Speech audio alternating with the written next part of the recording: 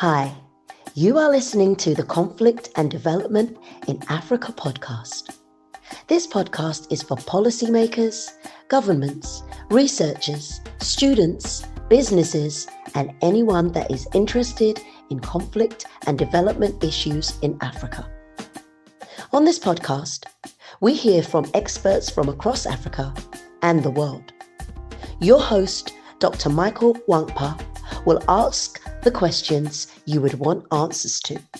Michael Nwankpa has an extensive experience spanning over a decade studying, researching, writing, and consulting on conflict and development issues in Africa.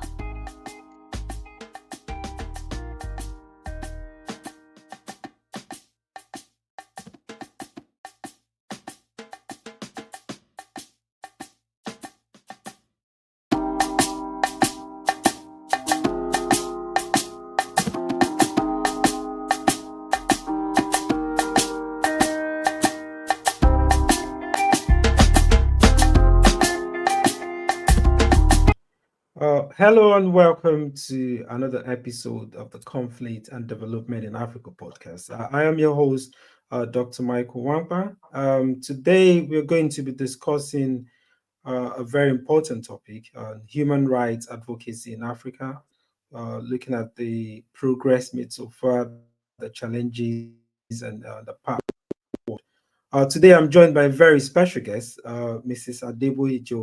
Adesola Adeboyejo. Mrs. Adeboyejo is an international lawyer. She's the director at the Center for African Justice, Peace, and Human Rights, based in Hague, Netherlands. She has served many years as a counsel and prosecutor at the International Criminal Court, the UN International Criminal Tribunal for Rwanda, and many other services that she's rendered to international law. But actually, you've had a very impressive resume and experience and as an international lawyer and prosecutor. We're very delighted to have you join us today in the podcast. Thank you very much, Dr. Nwankpa. It's my delight also to be here with you. Thank you for Great. inviting me. You're welcome. You're welcome. Let me start from this. It is the responsibility of a sovereign state to protect the rights of its citizens. But sometimes, often enough, when states then become uh, the violator of such rights, or when they're incapable of doing that responsibility sometimes shifts to other actors, maybe at the regional level or in the international community.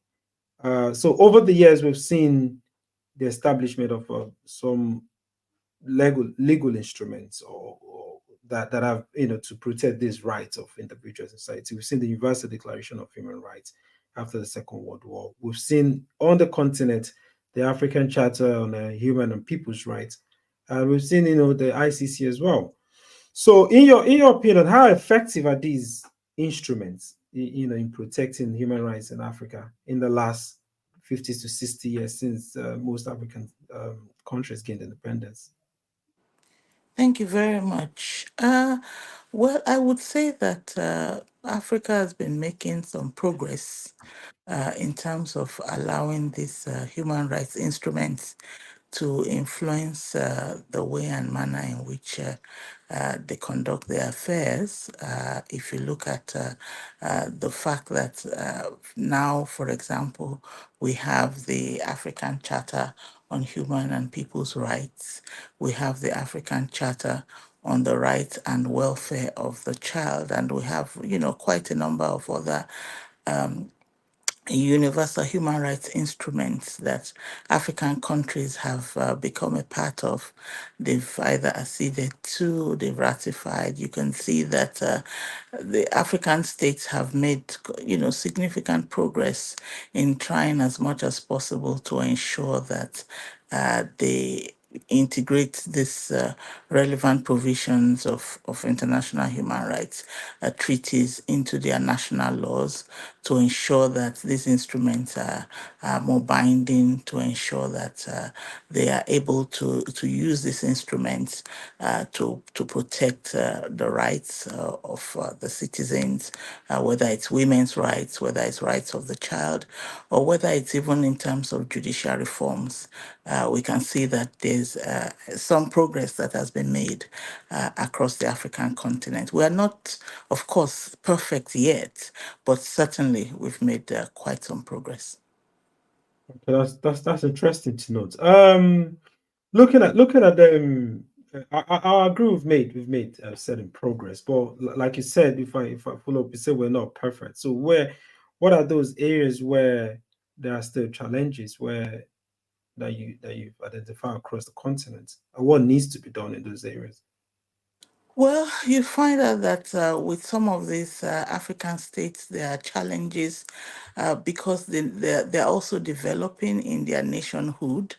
There are still things that they need to streamline, sometimes even in terms of the way and manner in which they go about the implementation of some of these uh, j- instruments that I've been talking about. It's still, you still have that some of the African states are still having challenges in terms of how the conflict, in terms of insecurity, in terms of even how you are able to, as international bodies, are able to get information with regards to how they investigate or how they prosecute cases. There are still challenges with some of the African countries in terms of even their ability to be able to allow civil society organizations to operate as freely as they should or they would. So there are still some of these teething problems, but as I said before, I don't want it to be to something that's in broad strokes. We would say, oh, they're not doing well. I still Mm. believe that there's still a lot that a lot has been done, but a lot can still be done and will be done as they grow stronger. I agree with you. I share your optimism. And speaking of that, you mentioned something about there are two things that I was going to follow up on the conflict and insecurity. But I wanted to talk about uh, where the way you described most African countries are still developing. Yeah. So if I look at that and I then look at in the last 60 years, I think Mm, many African countries gain independence at least in the last 60 years or that's thereabout. right. There's been some progress, but then again, there's been issues that also border around that nationhood that you mentioned. Hmm. That challenges, Hmm. the establishment of that nationhood, and usually uh people look at this in terms of like the history, the colonial history, Hmm. the history of state formation that is hampering, the formation of that strong nationhood. Hmm. Now, if I link it to the current, we've seen in the francophone countries, we've seen some kind of like, to be honest, to be fair, I say it's kind of worldwide. Even in Western developed worlds, we see some kind of backsliding in democracy. But in Africa, it's kind of a bit peculiar. In the francophone countries, we see a new this anti-French sentiment and all of that. So if I bring it to uh, the work that you have done, bring it home to like the establishment of the International Criminal Court, and look at how uh, that has been an effective intervener in the continent, how that also creates that perception of or relieves that history, that Hmm. colonial history. I don't know if I'm making sense with I don't know if you understand where I'm going to. So I'm Well, saying how effective. Yeah, go on. go ahead. Okay. Yeah, so how effective is the International Criminal Court in mediating, bearing in mind these histories and this new development that is going on? Well, I think I will start with the caveat that I am not in a position to speak directly, as I'm sure you're aware, for Yeah, the yeah, yeah. courts. So my views are actually are strictly personal. But I would say that by and large, the court has done quite a bit in terms of, assisting especially the African states, Mm, to assist them in terms of their justice mechanisms. And why do I say this? They've been able to assist with the issue, for example, of capacity building, which I think has been something that for a while, with African states, something that has been, useful in terms of their interaction, strengthening their knowledge base, providing mm, resources to civil society organizations, assisting with trainings. That's been quite significant, and also just in terms of just encouraging legal and institutional reforms, both at national levels, ensuring that, that there's some measure of compliance with international human rights standards, and just ensuring that, the accountability mechanisms are strengthened, because mm, there's a lot, of course, that you can say that we can still provide support in some other areas. There are still areas that are still open for engagement that can be had with these local communities. But by and large, I would say that in terms of the involvement of the ICC, there has been we've moved away from where we started, and we are at a stronger point now in terms of the engagements between the ICC and a lot of these African countries. mm. If I take up on that, because if you look at so in the light of let's say there's this the AU's 2063 agenda, Hmm. and the idea that African solutions for African problems, which if I look at that I don't know if that also is a conversation that if we can put within that during the establishment of ICC, and look at how maybe look at, I think there were two similar courts at the continent. I think there was one in Hmm. Rwanda and there was one in whether Sierra Leone, if I'm not wrong. So if I look at all of this, why how effective are these? Are these courts parallel to the ICC? Why uh, are they parallel? Are they independent? And why how effective have they been? And why couldn't they be? Why do cases have to still come to ICC if we have this courts? Are these courts still useful? You've worked in this, I think you've worked in Rwanda as well, and you've worked in ICC. So how do you explain? Are they duplicate Uh, instruments no, or? no, not at all. The court in Rwanda was a UN court that was set up specifically to address the conflict situation in Rwanda, and so Mm, also the court in Sierra Leone. The difference was that these were courts that were set up.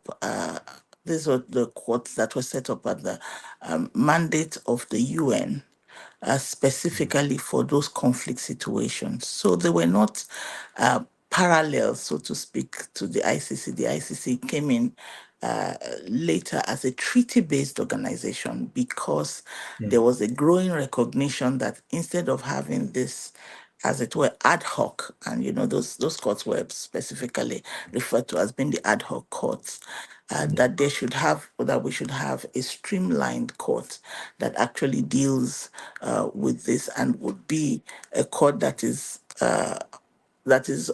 has more or less universal jurisdiction, and can address conflicts that take place in almost every part of the world. rather than on an ad hoc basis. And so the court in Rwanda has moved from its active phase. Now you have what you call the residual mechanism, which is just taking its uh, it's handling cases that are still within the dockets that are more or less left over. Most of the cases have been concluded. Some were handed over back to the Rwandan government to oversee, and so it's winding up pretty much of what the work that it has done. Same with the Sierra Leone tribunal. But whereas with the ICC, it's been set up actually to continue to endure as a lasting legacy of the decision of the entire international community to have a court that addresses these kinds of egregious crimes against humanity, as well as war crimes. So there's a distinction Mm. between the ICC and these other ad hoc tribunals. Okay. Okay, that's a clear decision. But why can't this court? I'm just saying where I think where the question will come in, how truly international is the this is just a bit of just following up from what you've mentioned. If we're to have a court that is universal that looks at issues beyond even Africa, but it does seem from from his history of prosecution at the ICC, Mhm. he does have that feeling that I was uh, an interview with the chief prosecutor at ICC, Bentu Fatsuda, and then where she about the why ICC being alleged to have a bias towards African um, leaders that have been accused of human rights, whereas compared to other places where you've seen leaders do that, the ICC have not been have not successfully prosecuted them. Do you share that sentiment?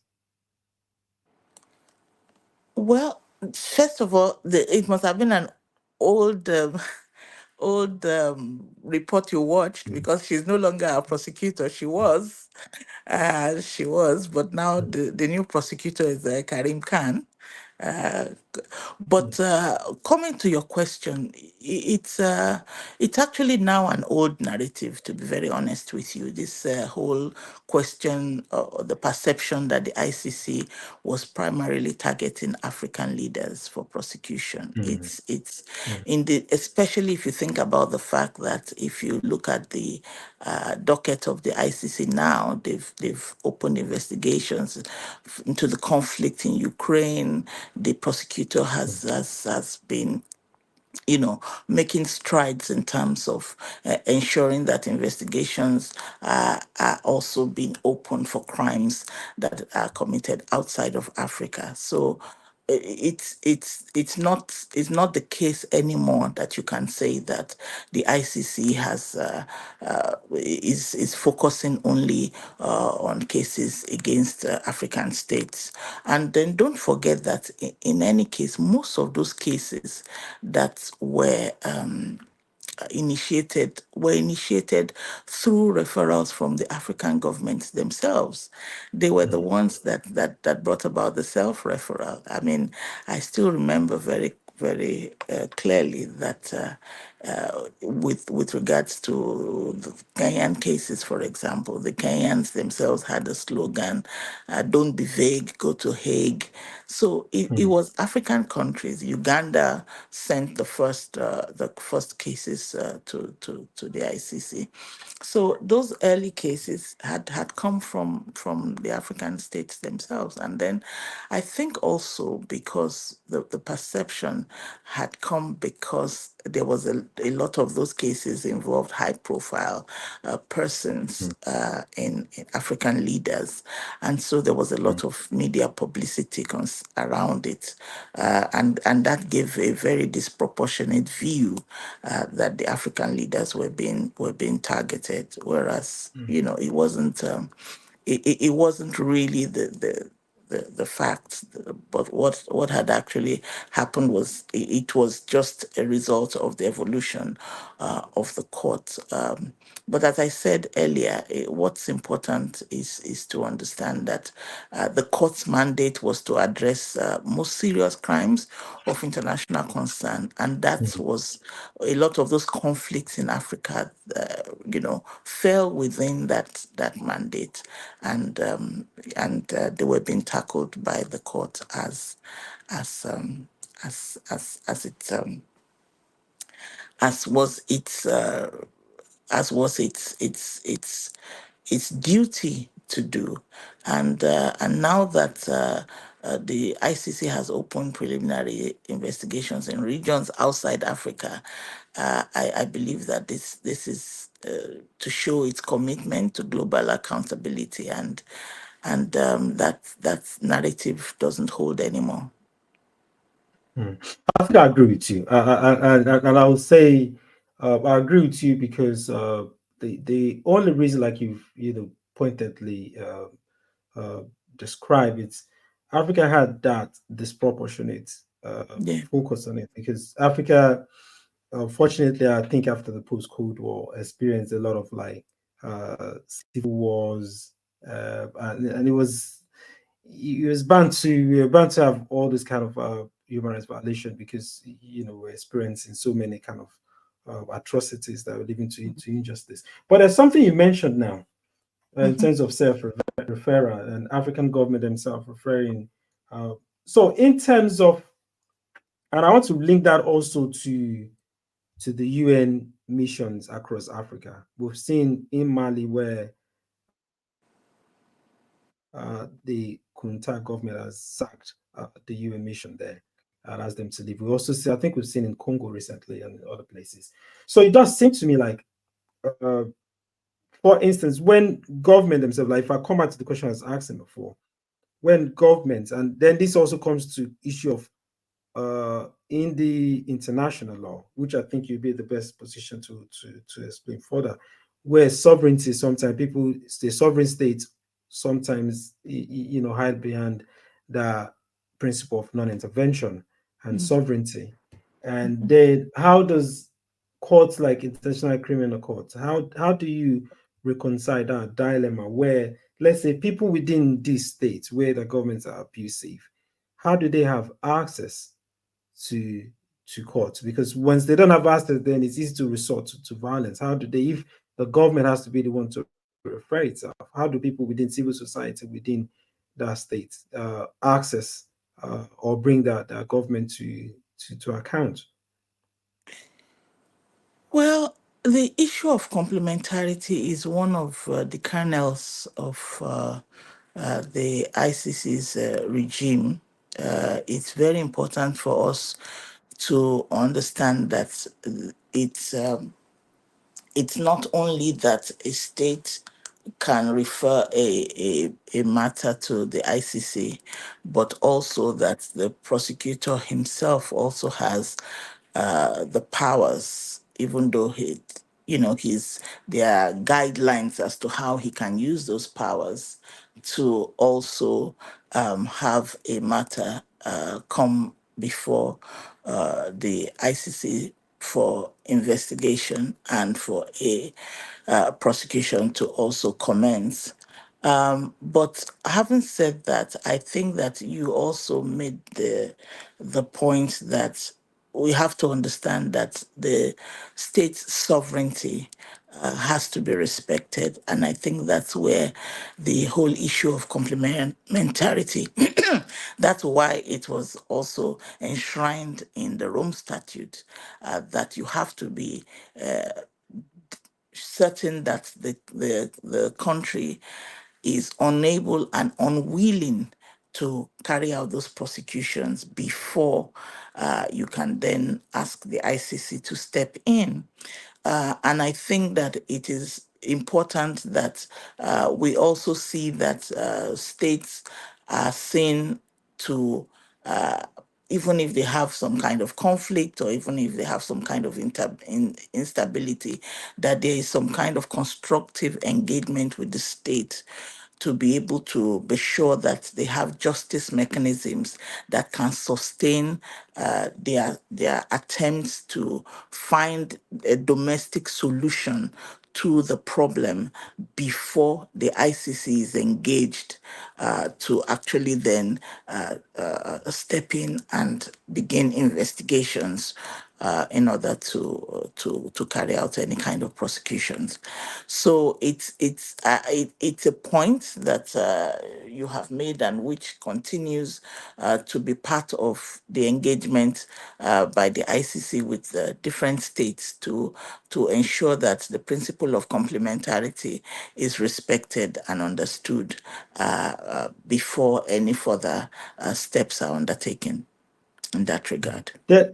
Yeah, there's also another unique manifestation in the continent where the atrocities are being perpetrated by state and also non-state actors. So we'll see. Yeah, we've seen. I think it was Combat Fatu Besinda as well. I think she was the one that investigated the Boko Haram and the Nigerian government, where both parties were seen to be culpable of committing grave, egregious human rights violation. How does the court deal with such non-state groups that might look elusive and Well, I basically it still falls within, as I explained earlier, the principle of complementarity, because if the state shows that it is able, it is willing and able within its domestic legal framework and mechanisms to still try those non-state actors, then it will go ahead and it will do so. If I give you the example, but in some other instance, the state could determine that, you know what, we don't even want to get into this. We would prefer that the ICC deals with this. So if you take the example of Uganda, for example, Uganda was willing to allow the LRA commanders to be tried by the ICC, even though it has the capacity in its own national jurisdiction to set up the mechanism for trial. And indeed, I think one of them, if I recall, Thomas Coelho, there was a whole mechanism that was set up for his trial that was ongoing. So in certain instances, the state could determine that it would prefer to refer the case to the ICC for the ICC to take it over and to conduct the investigations. But in other instances, some of the states are resistant to that, and using the principle of complementarity, they would prefer for the trials or such investigations to be carried out domestically, and then they would proceed with whatever remedies, judicial remedies they want to put into place. But then again, I don't know if this is applicable. If you've seen this in your years of working at the formal legal level. So when it comes to Africa, there's been some. So I could take the case of South Africa, for instance, where you could see the Truth Reconciliation Committee that set up to the post apartheid stuff. People have been talking about an African court where it's not all about. I think in my last book, I read where there's a book I read where they were talking about inherited legal uh, law that African inherited, which is a more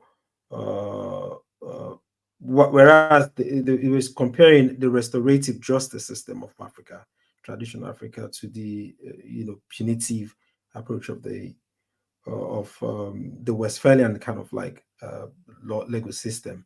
So I don't know if in your experience in working whether the Continental Court or the ICC, whether such hybrid, whether there's been an evidence of such hybrid, or where they've considered looking at such kind of restorative justice.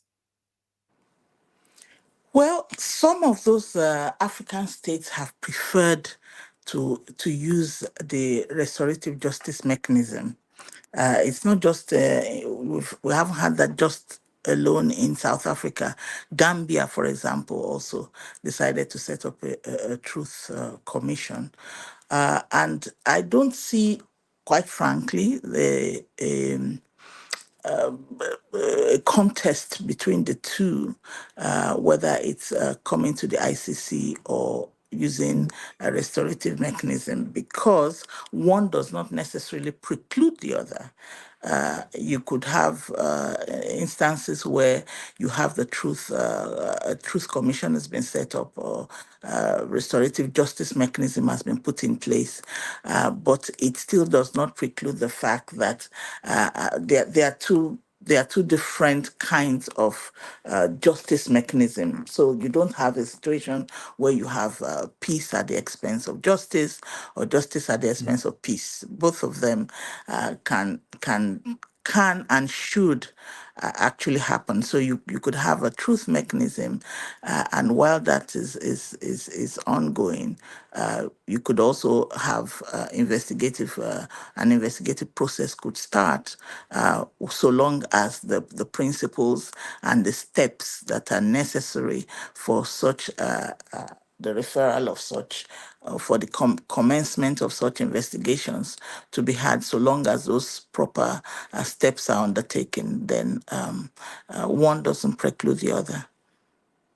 Yeah, I do agree with you. I do agree with you but the way you presented it, you presented it in a way that is less uh,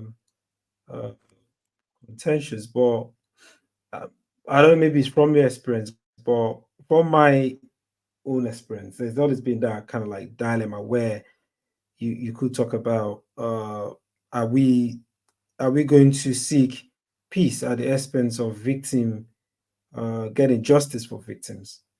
And then No. I Oh, sorry. Go go ahead. on.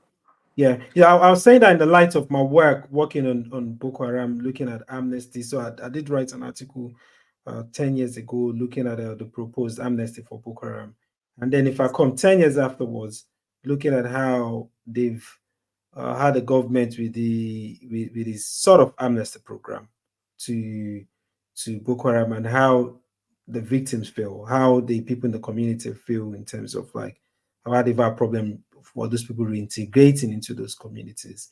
So I'm looking at how do we, from what you said, do we seek peace at the expense of justice? Do we seek justice? How do we solve it? That dilemma, because it does. And then again, there's in African states, seeking justice is quite expensive. I was going to ask that, because it's quite expensive. People don't have access to the court, or have access. So I wanted to know if, follow up to that, how access to court is being, how are we making, is that part of the progress? Is that part of the challenge that we're facing in the continent in terms of people accessing uh, legal remedy?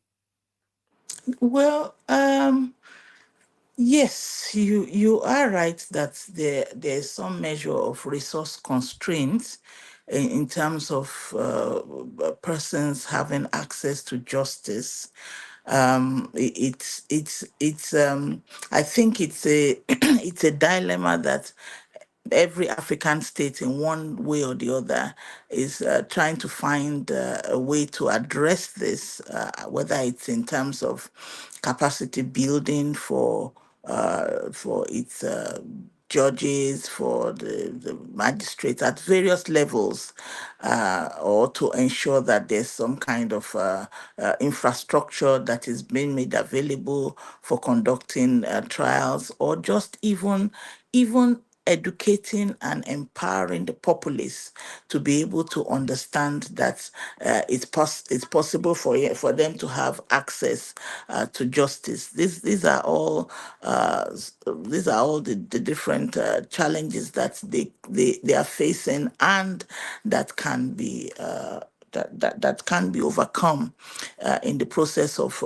trying to ensure that as much as possible efforts are made to ensure that African states address the issue of access to justice.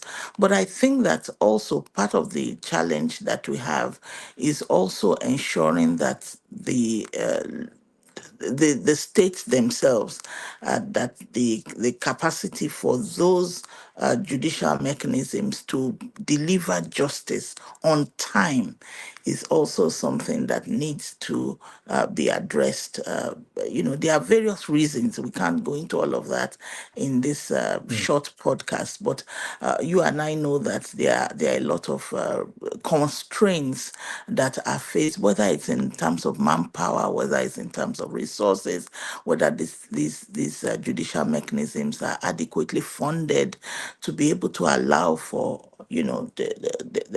the adequate access to justice. And justice is time consuming. So when that whole process is going on, do we have enough resources for the common man, the average person, to be able to sustain such without having some kind of support? That definitely is a challenge that needs to be addressed, not just in Africa. I think it's a worldwide phenomenon.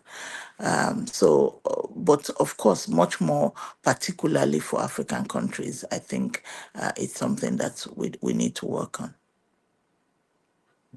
We've also seen. I don't know if the call works with So it also comes to like in the UK, for instance, or here, they have different mechanism uh, where the states may want to reduce the number of cases that are coming to this. Like Riley said, even in developed worlds, the resources are spread thin Limited. to deal with are limited to deal with cases. And one of the measures they've done is to see other measures. It could be mediation, it could be or that kind of mechanism where certain cases can be dealt with without having to come to court. I mean, in Africa, how much is that? Is that prevalent? Is that being applied in Africa, where there are, I don't want to say pseudo kind of like court process, but some kind of alternative in between before to stop, in the light of the resources. Yes, well, for the African states in general, I'm just being general here. There are different kinds of mechanisms that are available for the states to use. If I want to use Nigeria, as you and I both know, we're now trying to decentralize and offer alternatives, whether it's in terms of alternative. But I wouldn't go so far as to say that when it comes to issues that are much more sensitive, because you mentioned Boko Haram.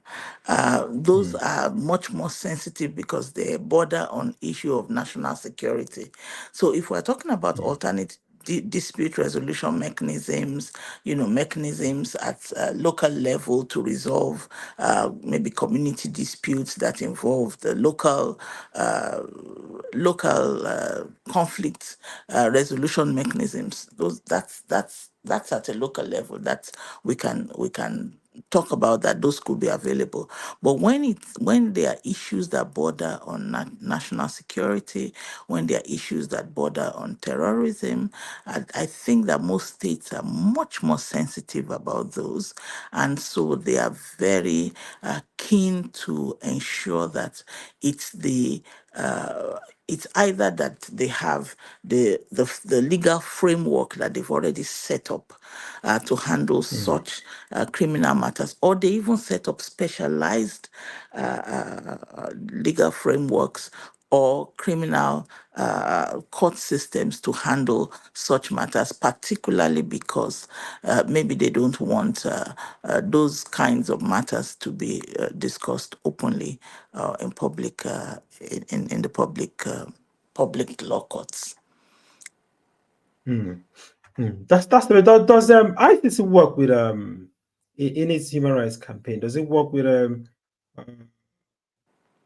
you mentioned like one of the ways, I think you mentioned that if I'm right, ways that ICC is helping to build capacity of the states is in boosting the civil society organizations and education. And uh, can you be more specific in terms of what kind of training and capacity building that the civil societies are being given to, and how that complements or how that help the work of ICC? Well, it's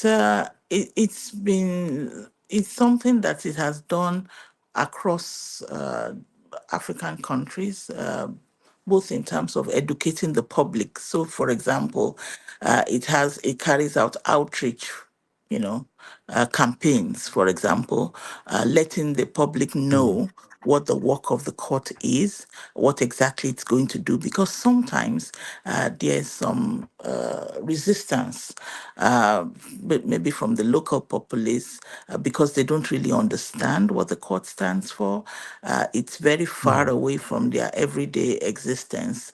They are not, mm, they don't have enough education in terms of what it's going to bring to the table. So if I use the example of Uganda, for example, for the local population, they didn't understand why their quote unquote son was being tried so far away in Europe. They didn't know what it was. They, of course, they had all suffered from the conflict, but they didn't know the extent of what the prosecution was all about and what the court represented. But once the ICC began to engage in community outreaches, began to give them an update, let them know what was going on in court, let them have a voice. So they would ring in, they would ask questions, the questions would be answered. It gave the local population, and these questions were put to them in their local dialect, in their local language. It enabled mm, them to understand very clearly. So it was direct, there was no intermediary, there was direct interface between the ICC in terms of its officials and the local population. And it really helped in terms of empowering the people, in terms of giving them an understanding of what the process is about and of what exactly was achieved in terms of trying to be a conflict. In trying to be part of resolving the conflict, and of course addressing some of the redresses that had happened in the past. So it's very effective, and also, of course, in terms of capacity building and technical assistance for some of the lawyers who are taking part in the cases that are going on locally. The ICC provides support through some of its officials going for trainings, seminars, workshops for some of these either civil society organizations or even lawyers who are directly involved in those local justice processes. And that has also been very helpful, both in terms of allowing for engagement between the ICC and some of these countries, but also in increasing awareness, allowing for a strengthening of the relationship with the local populace, and just generally increasing an awareness of what the ICC stands for, and the capacity that the what it has brought to the table in terms of assisting in the capacity of the local population. Okay, that's very interesting. That's interesting to know it has that broad scope of influence. But before I come to the last question, I understand it's very early where you are. I wanted to ask, what is the scope of the activity of the Center for this African Justice, Peace and Human Rights does? Does it do similar stuff mentioned, or what is the Yeah, scope of? well, I've just read I've just read the book that you co-edited as part of what you do. I wanted to know what is the scope of what the center does. Well, it's very much into training, development. The book that was written was part of its capacity building initiative. It engages also in right now it's focused on sexual violence campaign is to shed light on sexual violence against males that is not really being talked about in the legal space. And this is something that the center has been very much in the forefront of organizing a workshop that was very well attended by even judges from the ICC, just discussing that particular crime and how best to move the conversation forward in terms of creating awareness that this is also a particular crime that needs to be addressed in terms of international criminal justice mechanisms. So you find a situation where female sexual violence against females, there was a lot of advocacy before you found that in most prosecutions and investigations that these instances of rape, sexual violence, forced marriage was advocated and then began to be criminalized, and prosecutions and convictions were entered into against perpetrators of these crimes. And so the center is trying to, as it were, create awareness that this is also a crime that nobody is really, really addressing or talking about, but it needs to come out of the closet and it needs to be part of the discussion and inevitably become part of the convictions that would happen when we are talking about the prosecution of perpetrators of international crime. So, both in terms of training, in terms of capacity building, in terms of creating awareness, in terms of all of these, there are different ways in which the center is doing all of this, but we're very much out there doing what we do. That's amazing to hear. I'm glad to hear that awareness because there's been, rightly so, there's been a more focus on sexual gender-based violence, which is usually Mhm, women are typically seen, and rightly so. But mhm, there's been one of my colleagues in Birmingham is has done research on Boko Haram where he's bringing out where male, like rather there have been male victims of mhm, sexual male victims in mhm. these kind of zones. And I've just written an article for the French where I've looked at understanding women's role in Yeah. this kind of conflicts as well, where we can only see women as the perpetrators, where some women have shown the capacity to also be perpetrators. So I'm quite Yeah. happy to hear that kind of Interesting. awareness is going on. But I was going to ask to conclude, um, if you take like a very broad look into if you're to predict or look into the future of Africa in terms of human rights and look at the cycle of violence, which to me, I believe, you look at people calling for secession, whether recurrent issues of civil wars, it always borders on address injustices. Some of these things are historical.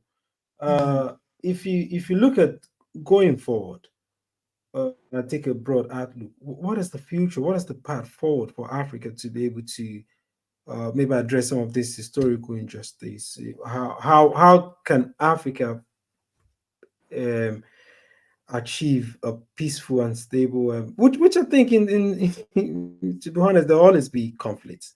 But where do I have just some relative amount of peace? How do we get those things? And how does the justice or the legal uh, instruments play a role in facilitating a peaceful continent? Well, the good thing is that, as I said when we started, a lot of African countries have already, in one way or the other, either they've signed up for or they've become part of a lot of these legal instruments. And I think that if they were to employ them the way that they've been framed. So it's one thing for them to be framed and for them to be in writing. It's another thing for the actualization and the actual implementation of these instruments. I mean, we, as you yourself rightly said, it seems that there will always be conflict, but we are hoping that the more that we look at the interconnectedness between maybe poverty, some of these imbalances, and some of those historical imbalances are being addressed, hopefully through some of these mechanisms, legal mechanisms that we have, then we would have less of this conflicts and more of a situation where legal redress can be sought for some of those historical imbalances. And when those are applied, especially with the support of the international community, then you can have a situation where there will be less conflict in Africa and things are resolved using a legal mechanism. But don't forget that this is also, I think, a developmental stage we're going through. A lot of these other parts of the developed world also went through some of these phases before they arrived in their evolution where they are now. So we will continue in at least as much as possible, ensuring that both transitional justice mechanisms and also these other justice mechanisms are effective or effectively utilized to ensure that we have less conflict and more peaceful resolution issues of disputes or disagreements in the continent.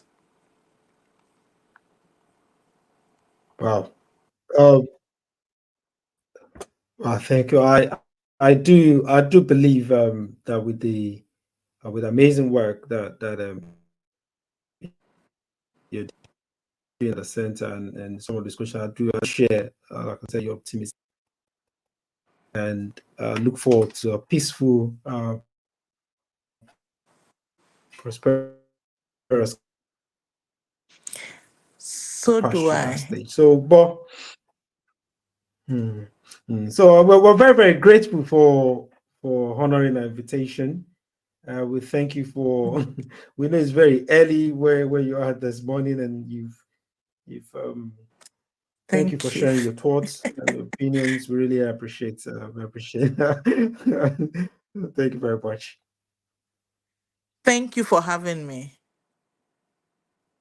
You're welcome.